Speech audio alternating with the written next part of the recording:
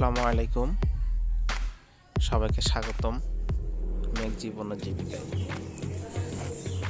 আজকে আপনাদের জন্য নিয়ে এসেছি ধান চাষ পদ্ধতি। ভিডিওটা একটু বড়, ধান চাষের পুরো জীবন চক্রটা এখানে দেখানোর চেষ্টা করলাম।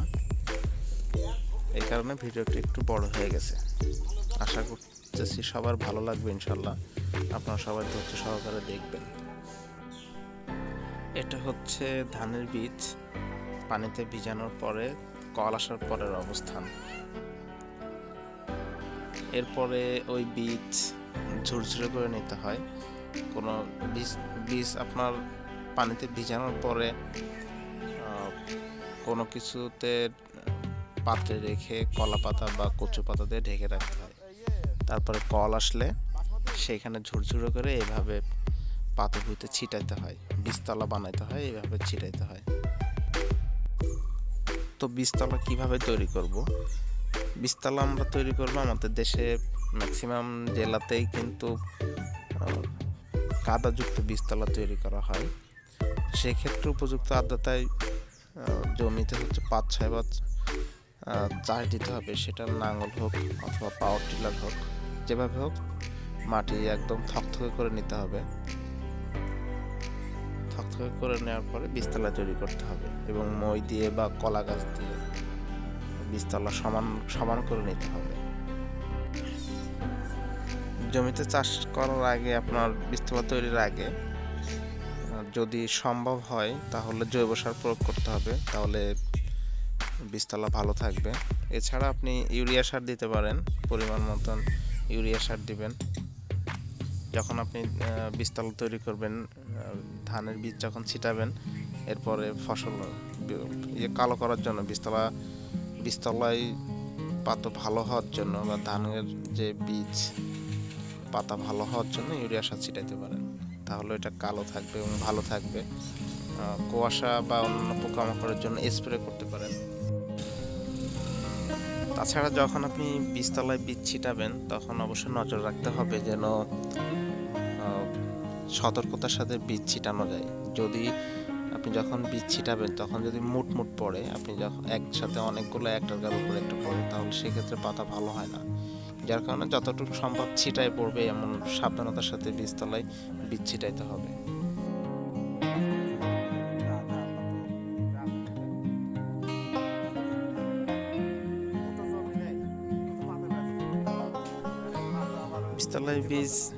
বীজতলায় তৈরির সময় কিছু পরপর দূরত্ব রাখতে হবে। পাথর যখন আপনি বীজ ছিটাবেন তখন ছোট, তো কল যখন আসে তখন যদি পানিতে ভরপুর থাকে তাহলে ওই কল পচে যায়, অথবা যদি বৃষ্টির পানি বেশি হয় বা শ্যালোর পানি বেশি ঢোকে সেক্ষেত্রে বীজতলা নষ্ট হয়ে যায়। এই কারণে খানিক পরপর বেড সিস্টেম করতে হবে যেন পাথর থেকে অতিরিক্ত পানিগুলো নিচে বের হয়ে যায়। তবে যখন একটু বড় হবে পাতা কল বের হয়ে যাবে তখন পানি রাখতে হবে, তখন আর অসুবিধা হবে না। তখন পানি না রাখলে অসুবিধা হবে, তখন পর্যাপ্ত সেচের ব্যবস্থা রাখতে হবে এবং পাতা যেন সবুজ থাকে সেই দিকে নজর রাখতে হবে, প্রয়োজনে স্প্রে করতে হবে।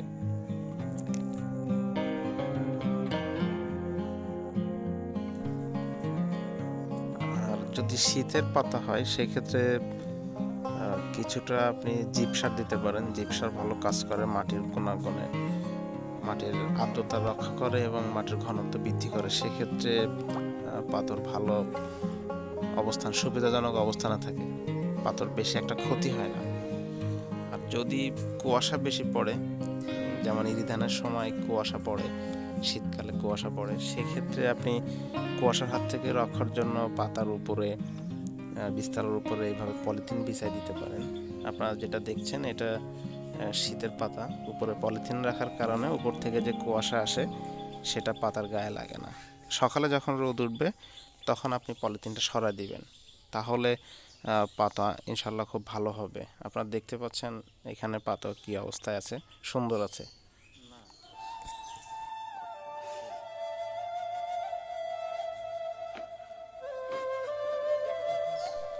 পাতা যখন এমনটা বড় হয়ে যাবে তখন সবসময় পাতার ভিতরে পানি রাখতে হবে। যদি শুকায় সেক্ষেত্রে আবার অসুবিধা হবে।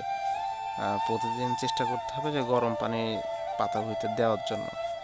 বীজতলায় যেন প্রতিদিন গরম পানি ঢোকে সেটার সুব্যবস্থা রাখতে হবে, তাহলে বীজতলায় পাতা ভালো থাকবে। এবং পানিও একটা সার জাতীয় প্রাকৃতিক সার, পাতা সেক্ষেত্রে খুব সুন্দর থাকে, কালো থাকে, ভালো থাকে।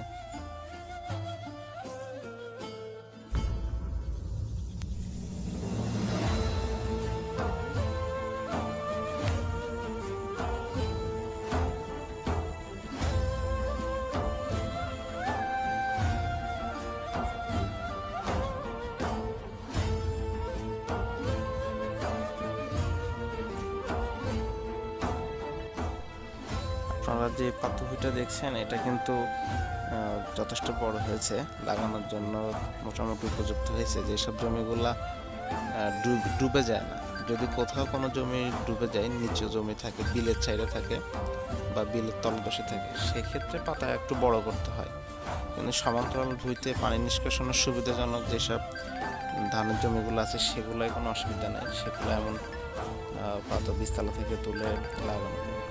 তো যখন বীজতলা থেকে তুলতে হবে তখন খুব সাবধানে তুলতে হবে। যদি জমি নরম না থাকে, পানি না থাকে, সেহেতু পাতা যখন তুলবেন তখন কেটে যায়, গোড়া থেকে যে আগা কেটে যায়।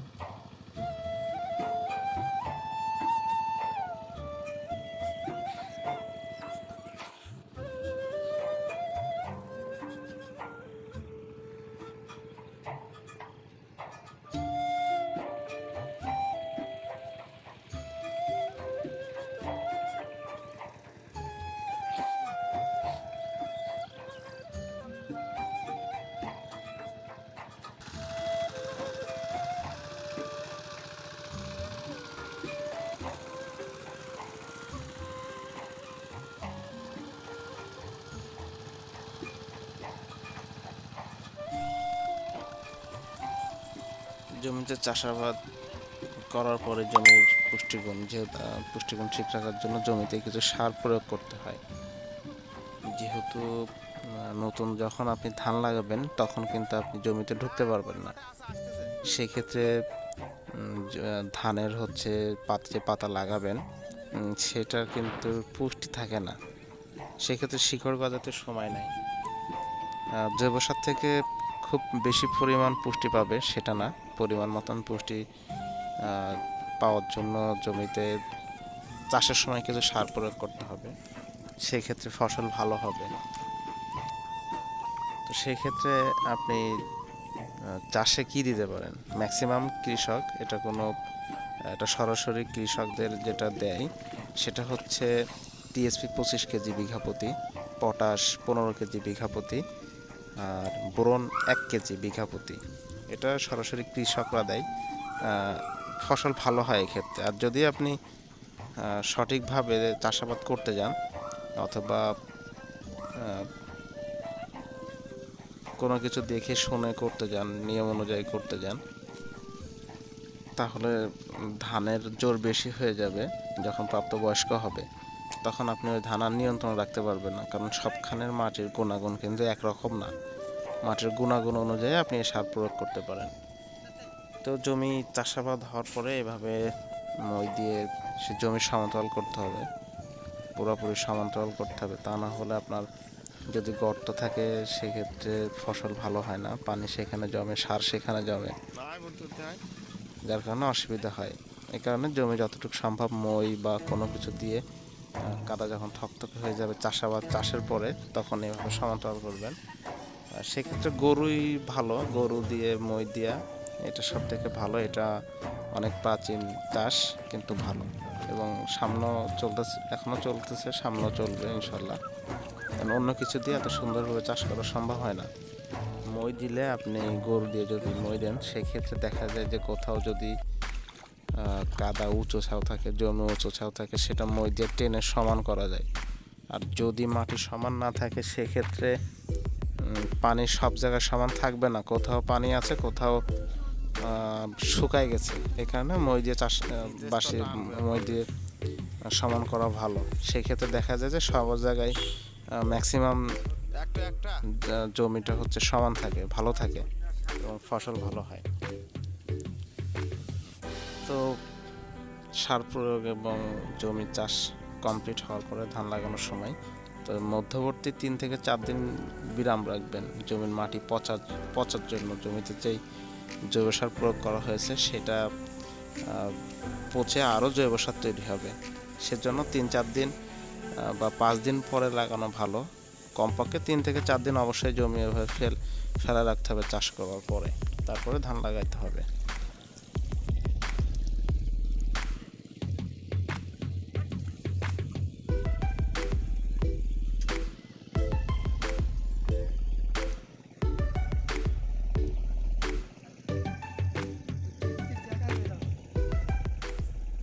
আপনারা যেটা দেখতেছেন এটা বাসমতি, যার কারণে এক কাঠি বলে গ্রামের ভাষায়, অর্থাৎ একটা পাতা দিয়ে লাগানো হচ্ছে। তা না হলে যদি এখানে আপনার 2-3টা দেওয়া হয়, 2-3 কাঠি করে লাগানো হয়, তাহলে দেখা যাবে যে বিশাল ঝাপড়া যাবে। সেই ক্ষেত্রে তো বিচুলি হবে, কিন্তু ধান ভালো হবে না। এই কারণে চিকন ধান এক কাঠি করে লাগানোই ভালো।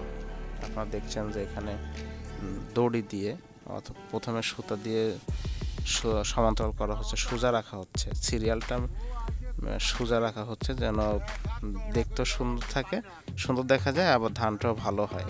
কারণ আপনি যখন এরপরে সার প্রয়োগ করতে যাবেন সেক্ষেত্রে দেখা যায় যে যদি এলোপাতাড়ি হয় আপনি হাঁটতে পারবেন না, সমানভাবে সার ভালোভাবে পড়বে না। এক জায়গায় 2বার পড়ে গেছে, এক জায়গায় পড়েনি। এই কারণে সমান্তরাল থাকলে ভালো হয়।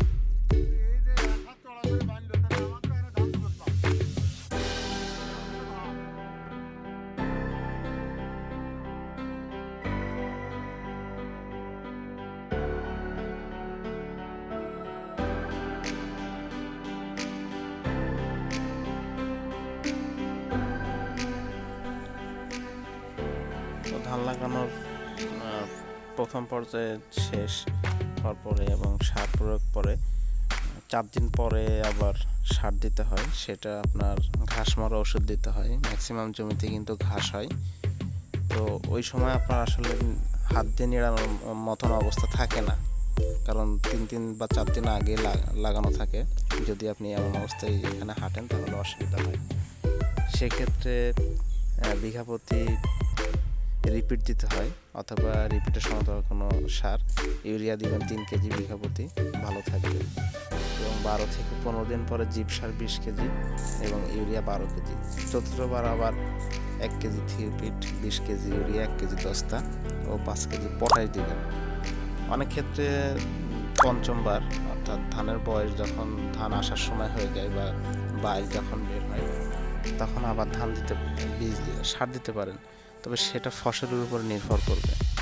যদি প্রয়োজন হয় দিবেন, প্রয়োজন না হলে দেওয়া যাবে না, কারণ বেশি সারে বেশি ধান আসে এটা কিন্তু অযৌক্তিক কথা। প্রয়োজনের তুলনায় কোনো কিছুই দেওয়া ঠিক না। যদি আপনি বেশি সার প্রয়োগ করেন সেক্ষেত্রে দেখা যায় যে ধান গাছ ঝাপসায় যাবে, বিচুলি থাকবে, ধানের ফলন কম হবে। এই কারণে অতিরিক্ত কখনো সার দিবেন না, জৈব সার বেশি ব্যবহার করবেন, রাসায়নিক সার কম ব্যবহার করতে হবে। তো সকল প্রকার সার প্রয়োগ শেষ, ধানের পুষ্টি শেষ, পর্যাপ্ত পরিপক্ক, কোথাও ধান কাটছে আপনারা দেখতে পাচ্ছেন, কোথাও ধান পাকছে।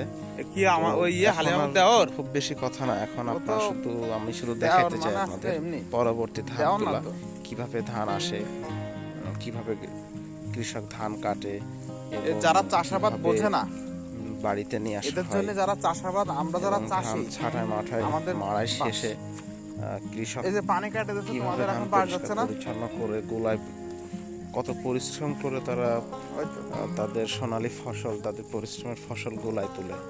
এবং এটা শুধু ধান না, কৃষক ভাইদের আসলে এটা স্বপ্ন, তাদের জীবিকা নির্বাহ হয়ে থাকে এই ফসলের উপরে। আসুন আমরা দেখি কিভাবে কৃষক ভাইরা, বোনেরা, গ্রামের সকলে, মানে যাদের জমি নেই তারাও কিন্তু বসে থাকে না যখন ধান কাটার সময় আসে। যাদের জমি নেই তারা অন্য জমিতে পরিশ্রম করে অর্থের বিনিময়ে বা কাজ করে। আর যাদের জমি আছে তারা তো কাজ করবেই, বাড়ির ছোট বড় সকলে এ সময় শুধু ধান নিয়ে ব্যস্ত থাকে। ধান কাটা, ছাঁটাই করা, মাড়াই করা, বাড়িতে নেওয়া আসা, সবাই খুব ব্যস্ত থাকে। সবার একটা চিন্তা থাকে, আমি কিভাবে আমার সোনালী ফসলটা সহি সালামতে ঘরে তুলব। আর কৃষক ভাইদের যখন ধান ঘরে ওঠে তখনই তাদের সোনালী হাসি ফোটে। ধান কমপ্লিট হওয়ার পরে, শুকানোর পরে নবান্নের উৎসব হয়, পিঠাপুলি, বিভিন্ন পিঠাপুলির আয়োজন করা হয় হাসি খুশিতে। কিন্তু যদি এই সোনা ফসল ধান বৃষ্টির কারণে অসুবিধা হয়, ভিজে যায়, নষ্ট হয়ে যায়, তখন আসলে শোকের ছায়ার মতন নেমে আসে তাদের কপালে, ভাঁজ পড়ে যে আমার এত পরিশ্রমের ফসল নষ্ট হয়ে গেছে। তো যাই হোক বন্ধুরা, আসুন আমরা পরবর্তী কার্যক্রমগুলো দেখি কিভাবে ধান চাষাবাদ করার পরে ফসল কাটতে হবে, বাসায় নিয়ে যেতে হবে, এবং ছাড়াই মাঠাইয়ের পরে সেটা গোলায় তুলতে হবে বা বিক্রয় করতে হবে। পরবর্তী ধাপগুলো আমরা আসুন দেখি।